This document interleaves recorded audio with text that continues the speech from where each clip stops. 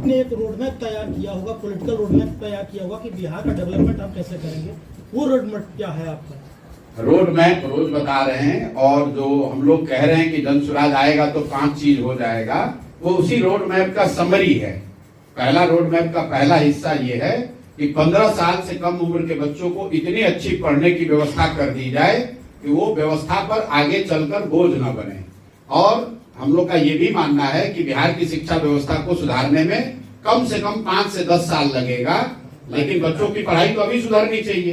तो जन स्वराज ने कहा कि जब तक सरकारी व्यवस्था नहीं सुधरेगी तब तक लोगों को ये विकल्प है कि वो अपने बच्चों को प्राइवेट स्कूल में पढ़ाएं और उसका फीस सरकार भरेगी। ये लोगों का भ्रम है कि सरकारी विद्यालय फ्री है। सरकारी विद्यालयों को चलाने में सरकार को 60,000 करोड़ रुपया लगता है, फ्री में कुछ नहीं है। अगर सरकारी विद्यालयों पर 60,000 करोड़ रुपया खर्च हो रहा है और उससे 60 विद्यार्थी भी पढ़कर नहीं निकल रहे हैं, तो उसको सुधारने की जरूरत है। और साथ साथ लोगों को विकल्प देने की जरूरत है कि आप प्राइवेट और सरकारी में जो अच्छा लगे वहां पढ़िए, पैसा सरकार आपको देगी। ये आरटी के प्रावधान में लिखा हुआ है। जो राइट टू एजुकेशन का बिल आया यूपीए के टाइम, उसमें लिखा हुआ है कि जहां पर भी सरकारी विद्यालय नहीं है वहां सरकार की जिम्मेवारी है कि प्राइवेट विद्यालय का फीस सरकार भरे। तो ये चीज हम लोग पहली बात कह रहे हैं। दूसरी बात हम लोग ये कह रहे हैं कि जो व्यक्ति युवा है, जो एक बार अब स्कूली शिक्षा से ऊपर बढ़ गया, अब यहाँ शिक्षा व्यवस्था सुधर भी जाए तो उसकी दशा नहीं सुधर सकती है। अब वो वापस जाके पढ़ नहीं सकता है। उसकी जिंदगी सुधारने के लिए जन स्वराज कह रहा है कि हम उन्हें पूंजी मुहैया कराएंगे।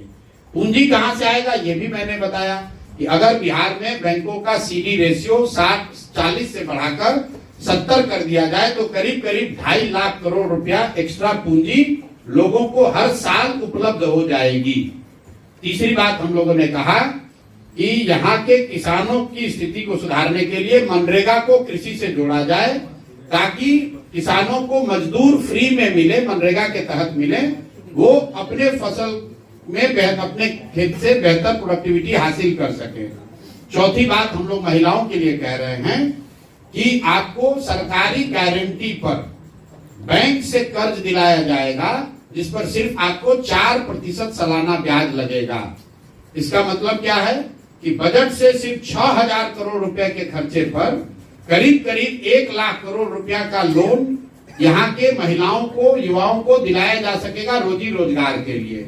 और अंतिम बात हम लोग क्या कह रहे हैं कि 60 वर्ष से ज्यादा उम्र के हर और महिला पुरुष को 400 के बजाय 2,000 रुपया मासिक पेंशन दिया जाएगा। दिव्यांग और विधवा उसमें शामिल हैं।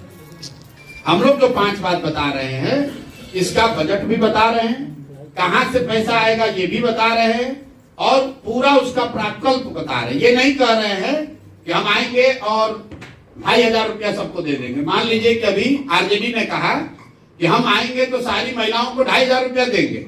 अब सबके पास मोबाइल है, उसमें कैलकुलेटर है, जरा जोड़िए। अगर बिहार में रहने वाली 6 करोड़ महिलाओं को, अगर बच्चों को हटा भी दीजिए तो करीब 5 करोड़ महिलाएं होंगी। 5 करोड़ महिलाओं को अगर आप 2,500 रुपया महीना देंगे तो एनुअल बजट आएगा करीब करीब 1,55,000 करोड़। बिहार का योजना बजट जो है वही है 1 लाख करोड़। 1 लाख करोड़ के योजना बजट से आप 1.5 लाख करोड़ रुपया कहां से पैसा दे दीजिएगा? तो पहले से मालूम है झूठ बोल रहे हैं, लेकिन ना आप सवाल पूछ रहे हैं ना वो जवाब दे रहे हैं। इसमें कोई गुणागणित नहीं है। बिहार का बजट है 3 लाख करोड़, उसमें योजना मद में अवेलेबल बजट है 1 लाख करोड़, तो और आप कह रहे हैं कि एक योजना में 1.5 लाख करोड़ रुपया देंगे। तो पहले ही ये स्वीकार कर रहे हैं कि आप गलत बोल रहे हैं सबको, और कोई सवाल नहीं कर रहा है।